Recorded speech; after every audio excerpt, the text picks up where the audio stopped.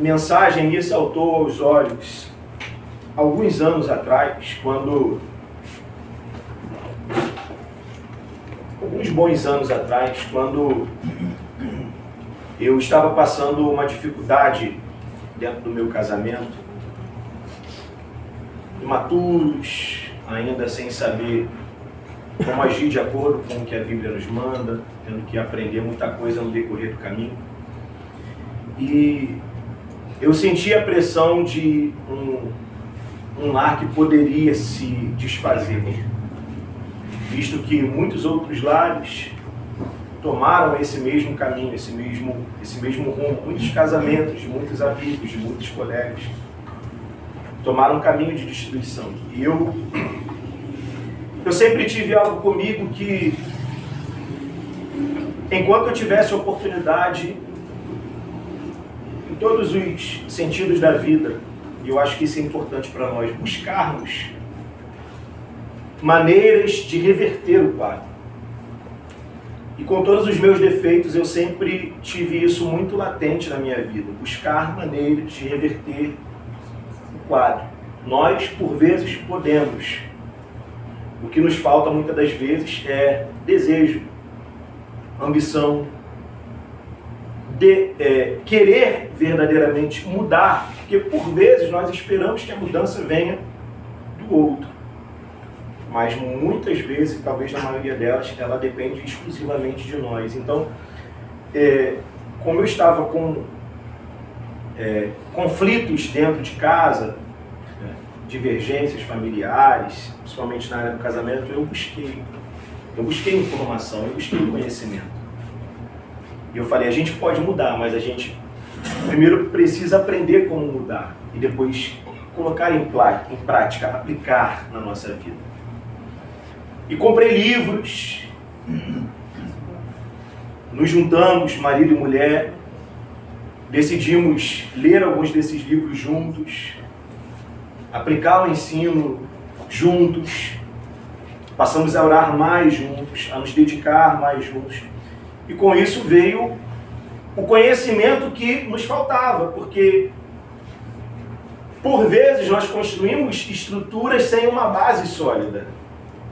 Isso é muito perigoso, porque quando vem as adversidades, as chuvas, os temporais da vida, essa construção que, por mais bonita que possa parecer, se ela não tiver uma base, se ela não tiver um fundamento, a consequência é a ruína. Então nós não tínhamos essa base, esse fundamento, e no decorrer do caminho o Senhor foi misericordioso conosco, nos dando a oportunidade de mudar esse quadro. E daí então nós construímos uma base. Então foi o que nós fizemos. E uma das mensagens que eu me lembro nessa ocasião era exatamente essa mensagem. E o título dessa mensagem era Lute por Sua Família.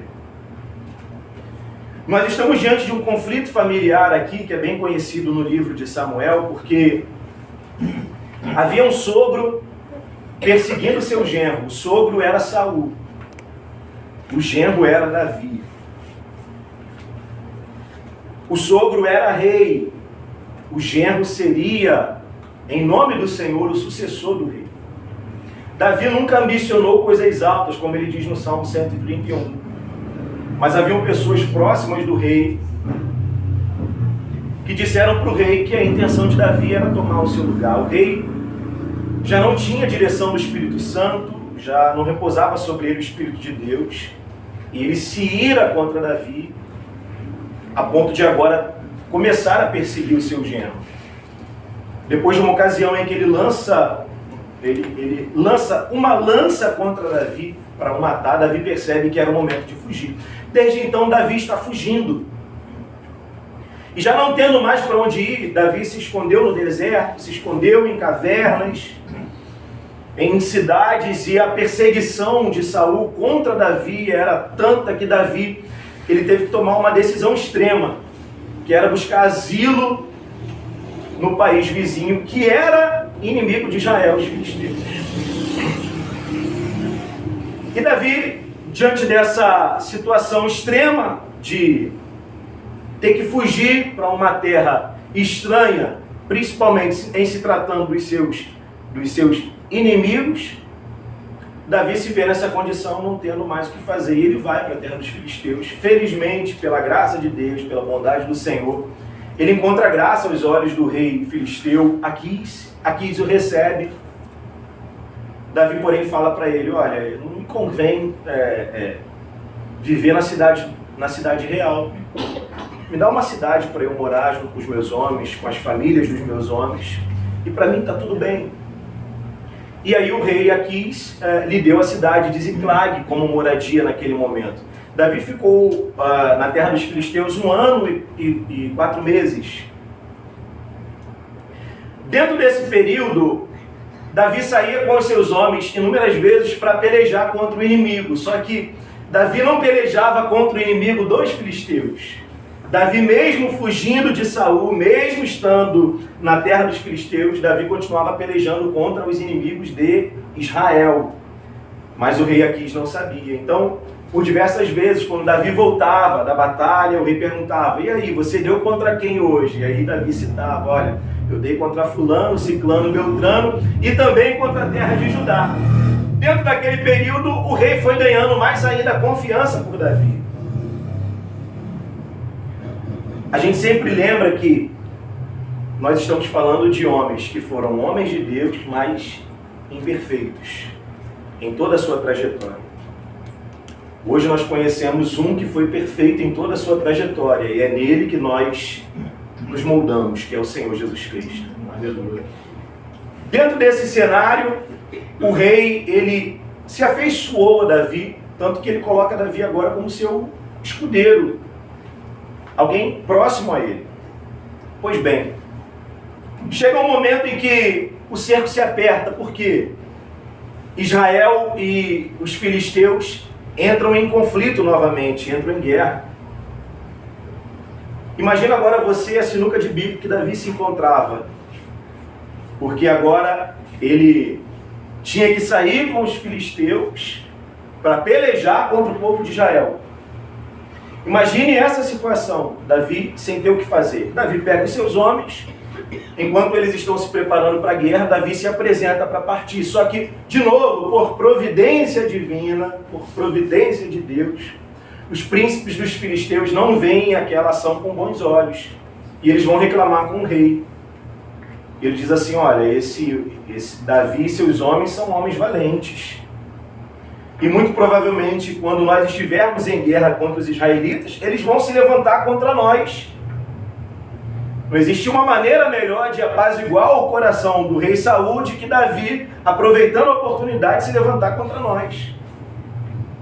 O rei, por ter se afeiçoado a Davi, não vê aquilo com bons olhos, mas chega para Davi e fala, olha Davi, os príncipes não veem com bons olhos você ir à guerra conosco, mas providência de Deus. Enquanto eles estavam se preparando para a guerra, a cidade de Ziclag estava desprotegida. E o rei fala, então volta para Ziclag. Eu não tenho, durante todos esses anos, achado coisa alguma contra ti, mas pelo pedido dos príncipes, volta. Davi voltou. E é nessa ocasião que, quando eles chegam na cidade de Ziclag, a cidade está queimada. E tudo que eles tinham foram levados pelos amalequitas. Todas as suas mulheres, os seus filhos, as suas filhas, todos levaram. Aqui a gente vai aprender algumas lições que são importantes para a nossa vida hoje, porque também nós estamos diariamente numa batalha espiritual. Lembrando que a palavra de Deus diz, a nossa luta não é contra a carne nem sangue, mas contra as potestades do mal. E também temos um inimigo que ele é incansável e ele luta contra nós. E se existe um alvo que é predominante no planejamento do inimigo, é a nossa casa, é a nossa família. Por quê? Porque uma família desestruturada, ela desestrutura a sociedade. Uma família desestruturada desestrutura a igreja. Eu costumo dizer que não existe igreja saudável sem famílias saudáveis. E hoje, por absurdo, existem igrejas que você não encontra uma família sequer saudável, vivendo de acordo com o que a palavra de Deus diz. Isso é perigoso demais. Davi, ele ao chegar na cidade com os seus homens, ele se depara com aquela destruição. Eles percebem que ninguém havia sido deixado para trás. A Bíblia diz que nenhum deles foram mortos, mas foram todos levados cativos. Davi, o povo entra em extrema agonia, angústia e começam a chorar, até que a Bíblia diz que não tiveram mais forças para chorar.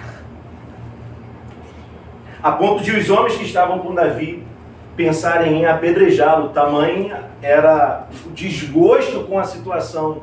Talvez eles pensaram, se nós não estivéssemos acompanhando Davi, passando por tudo isso com Davi, os nossos filhos, as nossas filhas, as nossas mulheres estariam seguros. E muitos deles pensam em apedrejar Davi. É interessante a gente ver que Davi, naquele momento, ele, apesar de ter chorado por um longo tempo, ele busca ânimo no Senhor. Ele busca se reanimar no Senhor, seu Deus.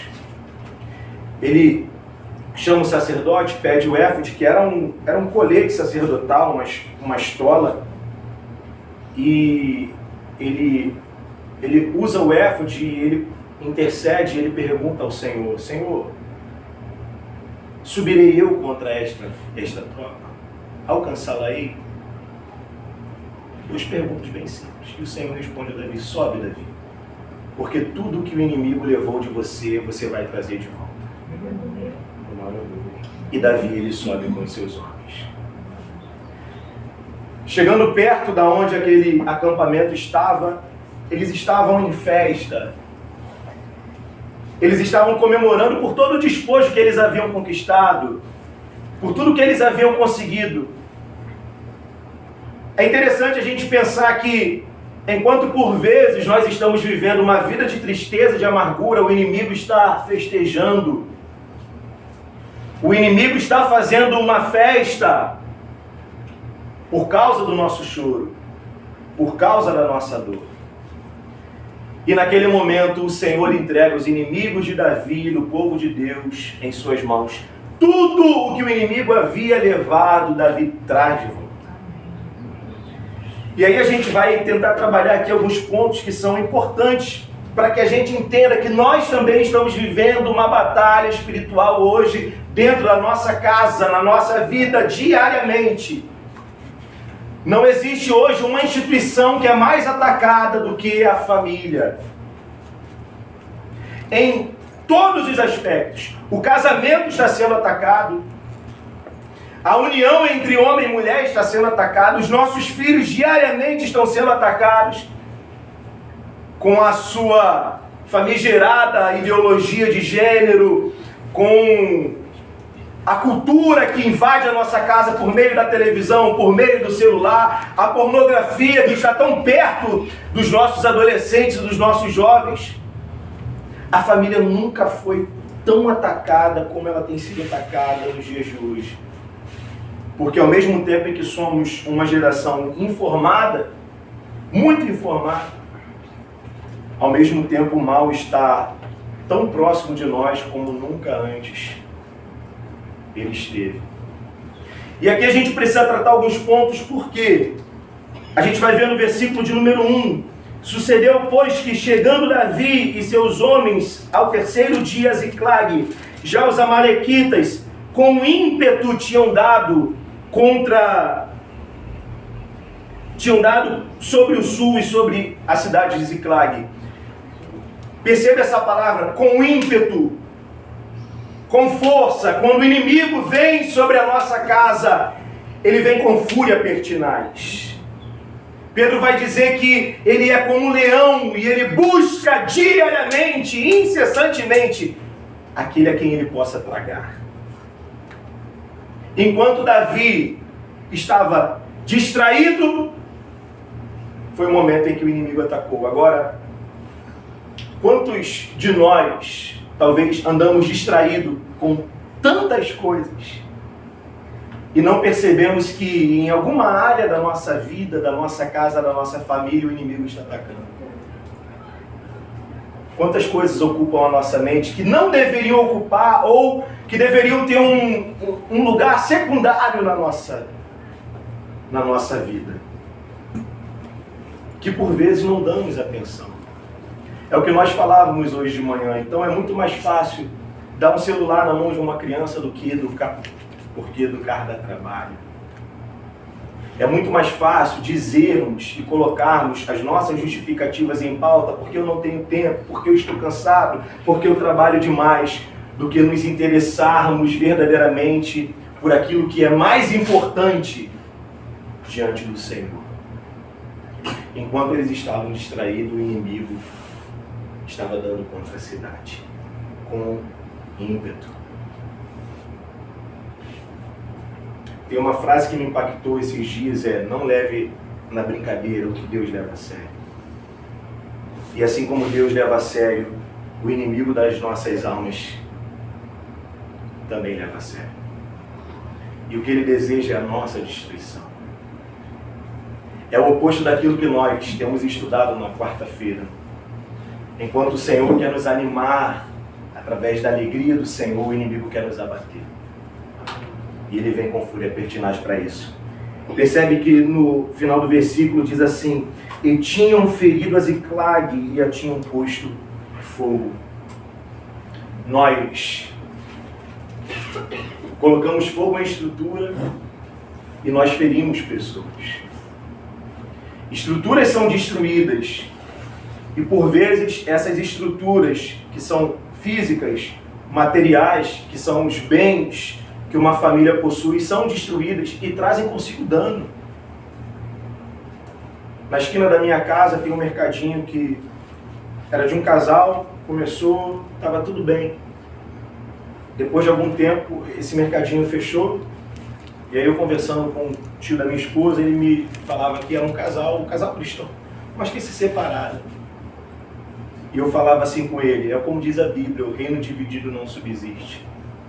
Porque no momento em que vem a separação, já não há mais convergência, pelo contrário, as divergências se multiplicam.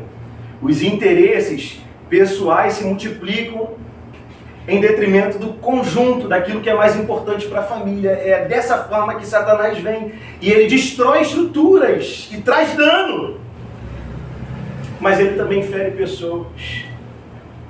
E existem muitas pessoas feridas. Existem muitas famílias machucadas com o presente e tantas outras machucadas pelo passado, pelo que já viveram, pelo que já passaram, filhos, filhas que foram violentados pelos seus pais, que foram agredidos, que tiveram os seus corações e o orgulho que deveriam ter dos seus pais mutilados por uma infância de opressão.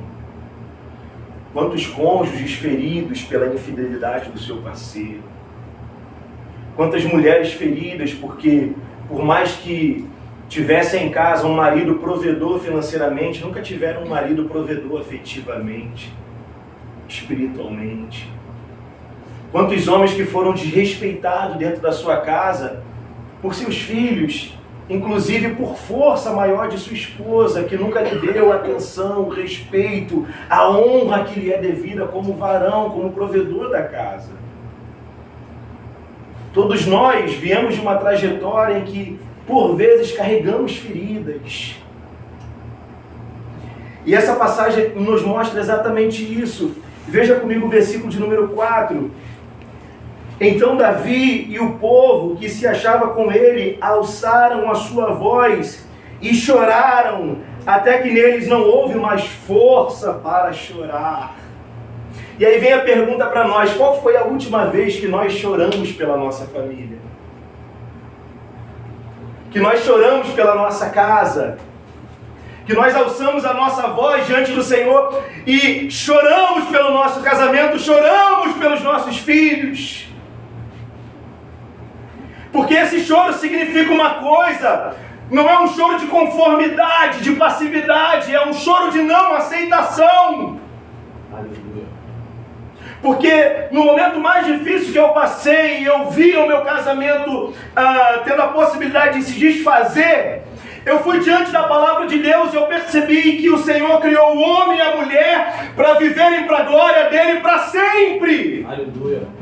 E eu falei assim: Senhor, se é o teu desejo, e se para o Senhor o divórcio é abominável, então eu coloco a minha vida nas tuas mãos, porque eu quero permanecer. E se é desejo do Senhor que esse casamento que foi instituído no teu altar permaneça, então ele vai permanecer. Porque o nosso Deus é poderoso para isso. O nosso Deus é poderoso para curar feridas. O nosso Deus é poderoso para restaurar estruturas que foram desfeitas, destruídas, destroçadas pelo ataque do inimigo. Nenhum de nós estamos, de uma certa forma, protegidos de um ataque como esse. Ele vem. Mas o Senhor, Ele tem sempre um escape. Ele tem sempre uma maneira de nos mostrar que Ele é Deus. E Ele pode desfazer o mal. Ele pode transformar o nosso mal em bem. Amém? Amém. Ele pode transformar aquilo que é maldição em bênção. Sabe quando muitas pessoas vêm até você trazendo palavras de maldição sobre seus filhos? Sua filha, seu filho, você vai pagar o preço e coisa e tal. Não, os meus filhos são herança do Senhor. Eles não serão motivos de desonra nem de maldição, serão motivos de orgulho e de bênção. Porque é a palavra do Senhor. Verso de número 4 diz: eles alçaram a sua voz e choraram. Choraram. Qual foi a última vez que você chorou por um parente seu? Por alguém que está no caminho de perdição? Que está na mão do inimigo? Que pai e que mãe fica sossegado sabendo que o seu filho está na mão do inimigo? Que marido ficaria sossegado sabendo que a sua esposa está na mão do inimigo? A história se repetiu no ano passado. Os amalequitas, eles não são somente uma raça, mas eles representam os inimigos do povo de Deus. E aconteceu exatamente no ano passado o que aconteceu há 3.000 anos atrás. Em 7 de outubro, Israel foi atacado pelos inimigos do Senhor. E o que eles fizeram? É o mesmo modus operandi. Levaram mulheres, levaram crianças, e o povo ficou desolado. Verso de número 6, acompanha comigo. Davi muito se angustiou, porque o povo falava de apedrejá-lo. Isso aqui é uma outra estratégia do inimigo. Quando ele traz ataque, ele tem agora um segundo passo, que é o quê? Colocar uns contra os outros. E agora marido e mulher já não se entendem mais dentro da sua própria casa. Não há mais, como as pessoas gostam de dizer, compatibilidade. Nós não combinamos mais. Ele vem para trazer essa desarmonia, porque desestruturando aquilo que deveria estar harmonicamente estruturado, é mais fácil derrubar as suas peças. É mais fácil derrubar individualmente, porque, entenda bem, um casal que não caminha conforme a palavra de Deus, agora, além deles terem que lidar com o problema dentro do seu matrimônio, eles agora estão deixando os filhos mais de lado, em segundo plano, já não há mais uma atenção sadia com relação aos filhos. É uma estratégia dele. Pensavam em apedrejar Davi. Pensavam em apedrejar Davi porque Davi era o responsável, era o líder, tanto da sua própria família quanto dos homens que com ele estavam. E para fechar, verso 16 diz assim: e descendo o guiou, e eis que estavam espalhados sobre a face de toda a terra, comendo e bebendo e dançando por todo aquele grande despojo que tomaram da terra dos filisteus e da terra de Judá. Quando eles chegaram lá, eles viram o inimigo o quê? Festejando. Eles estavam se alegrando pelo ataque que deram diante do povo de Deus e pelo que estavam levando os seus despojos, os seus bens, estavam levando as suas mulheres, estavam levando os seus filhos e as suas filhas. E é uma frase que eu li quando eu tive a oportunidade de ver sobre essa mensagem e de ler alguns livros que falavam com respeito à família. A sua casa, ela está gerando festa no acampamento de Deus ou ela está gerando festa no arraial do inimigo? Entende?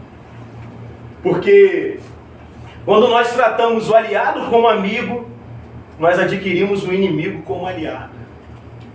Então a minha casa, ela está sendo um motivo de bênção, de alegria, de festejo diante do Senhor. O Senhor tem se alegrado, como nós falamos hoje. O Senhor tem olhado para a nossa casa, para os nossos filhos, para a nossa vida, para o nosso lar. E Ele tem se alegrado da nossa casa. Aleluia.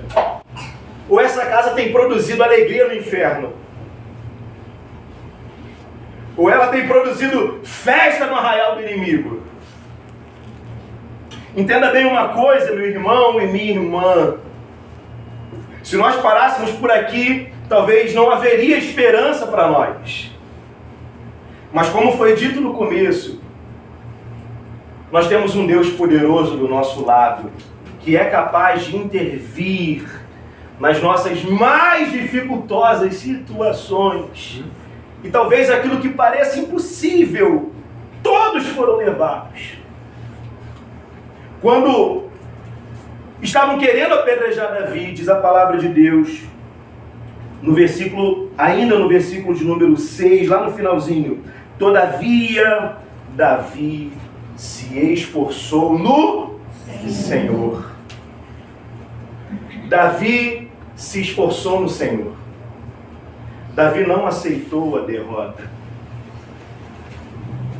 Davi não aceitou aquela situação. Davi não ficou se lamuriando. Davi não ficou se dissolvendo espiritualmente, emocionalmente, pelo que já havia acontecido. Há um tempo de choro para todos nós. Eu sempre digo isso. Eu recebi um vídeo essa semana de um amigo em que o pai estava enterrando o seu bebezinho, um cachorro pequeno, e ele louvava. Eu acho que por vezes as pessoas querem passar uma mensagem de que são inabaláveis. E eu falei com esse amigo assim, eu não estaria nessa condição, eu estaria naquele momento chorando. Perdi um filho. É tempo de chorar.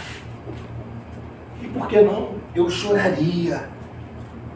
Perdeu uma filha, eu choraria.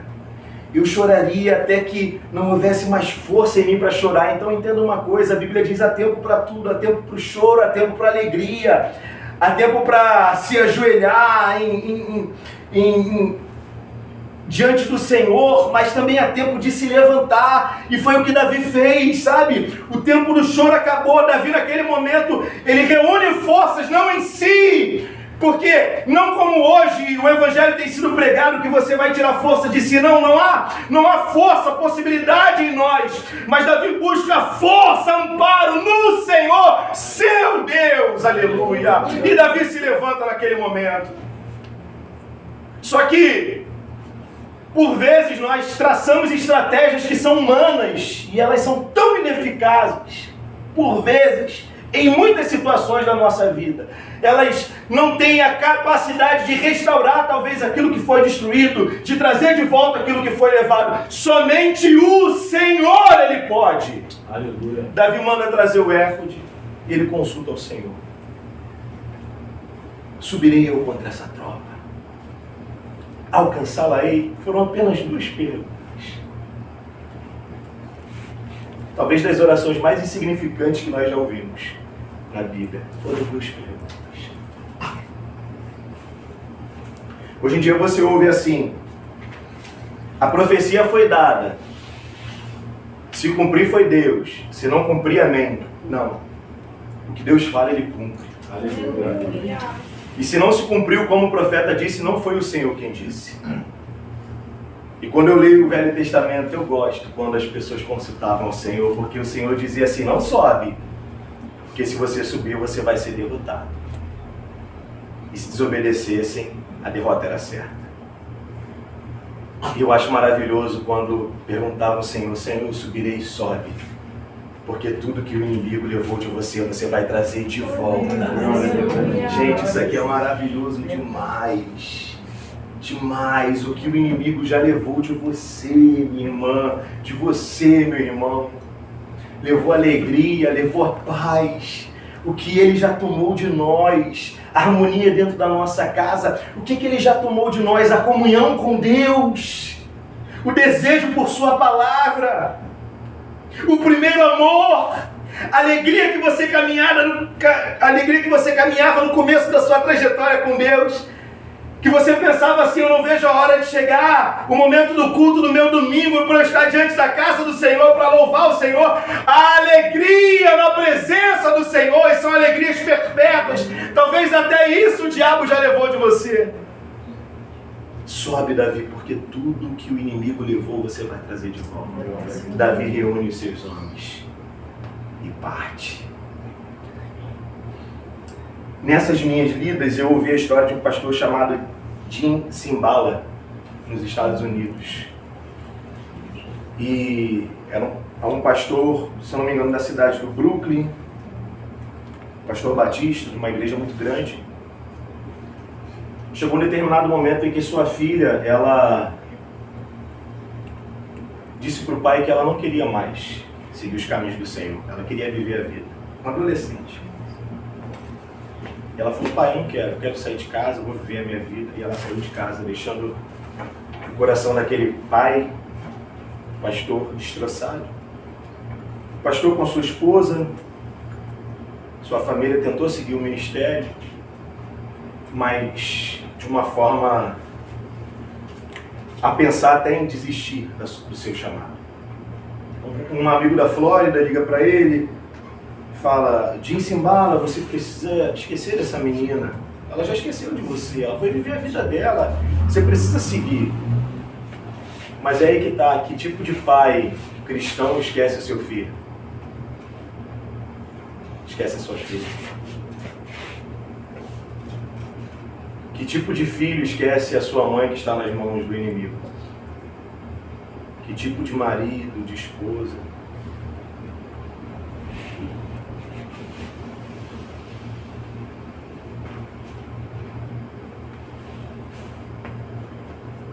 Jim Cymbala foi para a igreja, era uma vigília e naquela noite a igreja disse para ele, nós nunca oramos pela sua casa, nós nunca oramos pela sua família e hoje nós vamos levantar um clamor por sua filha. E no livro ele diz, eu esqueci o nome do livro agora, ele diz que naquela noite a igreja se tornou como uma sala de parto, todos choraram por sua filha, todos choraram e gemeram e intercederam por aquela menina. Ele foi embora para casa e ele disse para sua esposa, querida, eu tenho a certeza de que hoje o Senhor operou no coração da nossa filha, pela oração que nós tivemos. 2 dias depois, aquela menina bate de manhã em casa, a mãe abre a porta e ela fala, mãe, eu voltei para o Senhor. O que aconteceu há 2 dias atrás? Alguém orou por mim porque eu me tomei de convicção de pecado, de uma tristeza profunda e uma necessidade enorme de voltar para casa e de voltar para os braços do Senhor. Pai, eu estou de volta. Mãe, eu estou de volta. Não deixe para trás. Não esqueça ninguém. Porque a nossa família é a nossa responsabilidade. Essa mensagem nos ensina a fazermos tudo o que nós podemos até o fim para trazer quem for necessário ser trazido. Porque se o Senhor ele diz, sobe porque tudo que o inimigo levou você vai trazer de volta, você vai trazer de volta. E a festa que antes acontecia no arraial do inimigo, agora a festa será na presença do Senhor. Será na presença do Senhor. 200 homens ficaram para trás de cansados, mas 400 seguiram. Porque quem tem promessa, quem tem a palavra de Deus, não desiste. Continua, persevera. Porque em nome do Senhor, uma hora a obra vai acontecer. Então, nós estamos aqui hoje nos alegrando, mas quantos dos nossos familiares hoje ainda estão nas mãos do inimigo, não é verdade? Quantos dos nossos estão nas mãos do inimigo, talvez sem saber que estão nas mãos do inimigo? Eu imagino naquela ocasião mulheres e crianças chorando sem saber o que fazer, talvez desesperançosas da sua própria vida, da sua dignidade como esposa, como filhas. Mas de repente aqueles homens, eles observaram os homens chegando, não desistiram de nós. E quantos outros nem sequer sabem que estão nas mãos do inimigo, mas nós sabemos.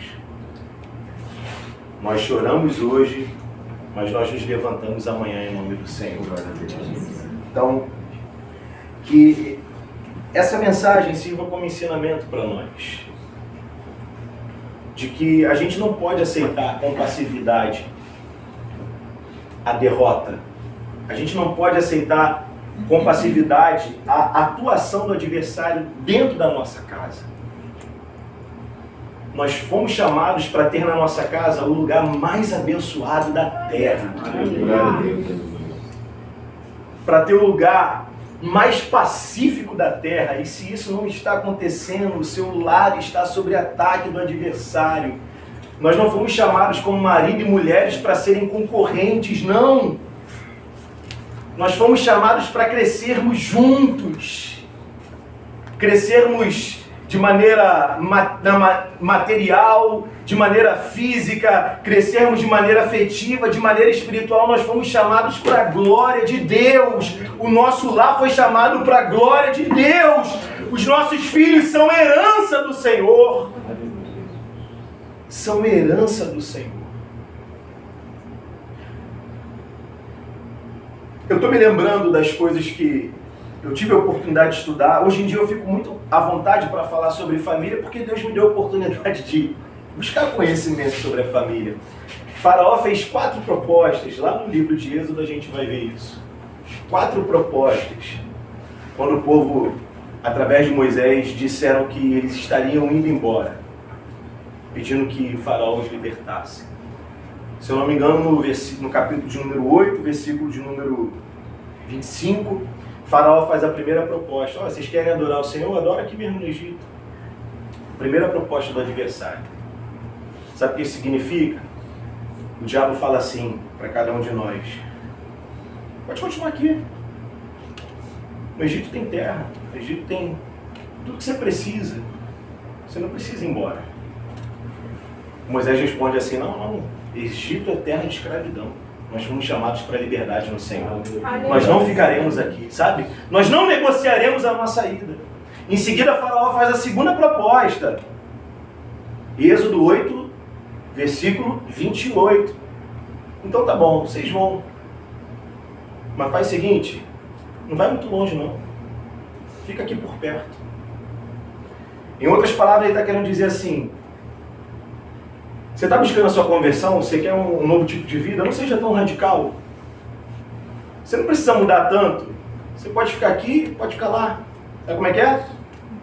Um pé aqui, um pé lá, um pé no barco, outro no mar. Não vai para muito longe, não. O dia que vocês sentirem saudade do Egito, vocês dão uma passeada aqui. Vem matar a saudade. Moisés fala: não, ele rechaça a segunda proposta. O Senhor nos manda aí. Nós não queremos parte mais com o Egito. O Egito é um símbolo do mundo. Faraó é um símbolo do diabo. Então Faraó parte para a terceira proposta. Capítulo 10, versículos número 10 e 11. Faraó diz assim: então tudo bem, vocês vão. Os homens vão, mas as mulheres e os jovens ficam. Tem muita gente dentro da igreja engolindo esse tipo de proposta. Como se a igreja fosse lugar para velho e o mundo fosse lugar para jovem. Tem muita gente, família cristã, engolindo essa proposta de que Enquanto é jovem, vai viver a vida, vai curtir. Mas para os jovens aqui, eu digo hoje, eu tenho minha filha e tantos outros jovens aqui, lugar de jovem curtir é na presença do Senhor. E não há lugar melhor para se curtir do que a presença do Senhor. Na presença do Senhor há delícias de alegria, a plenitude de alegria. O que o mundo dá é transitório, é passageiro. Depois ele vai cobrar, com juros e correção monetária, aquilo que ele te deu. E vai trazer muito sofrimento para a sua vida. Na quarta proposta, o faraó fala assim, então tá bom, vocês podem ir, mas os bens ficam. As ovelhas, as vacas ficam. É o que acontece muitas vezes conosco. A gente se converte, mas o bolso não. A gente não está falando de uma maneira como muitos interpretam a palavra para se beneficiar dela. O que a gente está querendo dizer é o seguinte, quando você se converte, tudo na sua vida passa a ser do Senhor. E todos os seus recursos passam a ser para a glória de Deus, entende? Você não gasta mais dinheiro naquilo que não edifica, naquilo que não vai trazer benefício para a sua vida e para o Senhor. Então, hoje o Senhor está nos chamando para nós rompermos definitivamente com o Egito, que o Egito é terra de escravidão, e o Senhor Jesus nos chamou para a liberdade. Se o Filho nos libertar, igreja, verdadeiramente nós seremos livres. Então eu não sei o que você perdeu, o que ficou para trás. Cada um de nós. Cada um de nós. Mas a promessa do Senhor hoje é, vai. Porque o que o inimigo tomou de você, você vai trazer de volta. Amém? Amém? Vamos orar ao Senhor. Pai bendito. Obrigado, Senhor.